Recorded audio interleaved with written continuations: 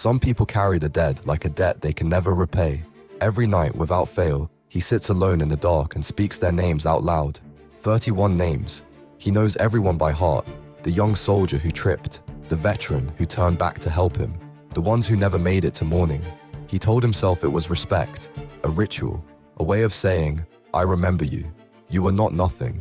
But tonight something shifts. His daughter knocked on his door an hour ago.